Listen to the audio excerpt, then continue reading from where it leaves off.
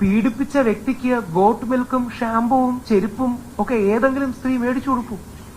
നിങ്ങളൊന്ന് ആലോചിച്ച് നോക്കുക. അതിൽ ഈ പെൺകുട്ടിയെ സപ്പോർട്ട് ചെയ്യാനായ ഒരു പ്രമുഖ മാധ്യമ പ്രവർത്തക അവരുടെ ഫേസ്ബുക്കിൽ കോടതിയിലുള്ള തെളിവുകൾ അടക്കം കൊടുത്തിട്ടുണ്ട്. ആ മാധ്യമ പ്രവർത്തകൻ എനിക്ക് വർഷങ്ങളായിട്ട് അറിയാൻ ബഹുമാനമാണ്. അവരതിലെ ഒരു ഡേറ്റ് മാത്രം മറച്ചു വെച്ചു. എന്തുകൊണ്ടാണെന്ന് അറിയാമോ? ആ ഡേറ്റിലെ മാസം മറച്ചു വെച്ചു. ആ ഡേറ്റ് പീഡനം നടന്നു എന്ന് ആരോപിക്കുന്നതിന് ശേഷം 6 ദിവസം കഴിഞ്ഞുള്ള ഡേറ്റാണ്. 10,000 രൂപ രാഹുൽ മാങ്കൂട്ടത്തിൽ അങ്ങോട്ട് അയച്ചു കൊടുത്ത ദിവസമാണ്. അതായത് ഒരു പ്രത്യേക ഡേറ്റിന് ശേഷം 6 ദിവസം, ആ ഡേറ്റ് പീഡനം നടന്നു എന്ന് പറയപ്പെടുന്ന ദിവസത്തിന് ശേഷം 6 ദിവസം കഴിഞ്ഞാണ് ഈ ഡേറ്റ്. ആ ഡേറ്റ് മാത്രം മറച്ചു വെച്ചാണ് സ്ക്രീൻഷോട്ട്സ് ഇട്ടത്. പീഡിപ്പിച്ചൊരു വ്യക്തിക്ക് 6 ദിവസത്തിന് ശേഷം അങ്ങോട്ട് ആരെങ്കിലും 10,000 രൂപ അയച്ചു കൊടുക്കും?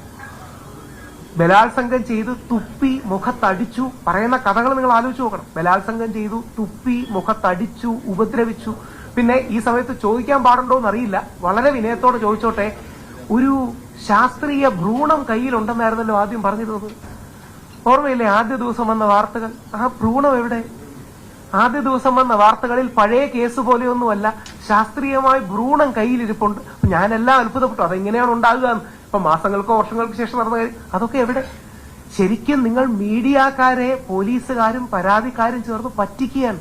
അതായത് നമ്മുടെ മനസ്സിൽ സ്ത്രീകളോടുള്ള നാച്ചുറലി തോന്നുന്ന അനുഭാവം, സ്നേഹം, ആദരവ്, ഇതിനെ ചൂഷണം ചെയ്തുകൊണ്ട് ഈ രീതിയിൽ വാർത്ത വന്നാൽ മീഡിയക്കാർ പോലും ക്രോസ് ചെക്ക് ചെയ്യാതെ കൊടുക്കും എന്നുള്ളത് കൊണ്ടല്ലേ ഇത്തരത്തിൽ നിറം പിടിപ്പിച്ച കഥകൾ പറയുന്നു.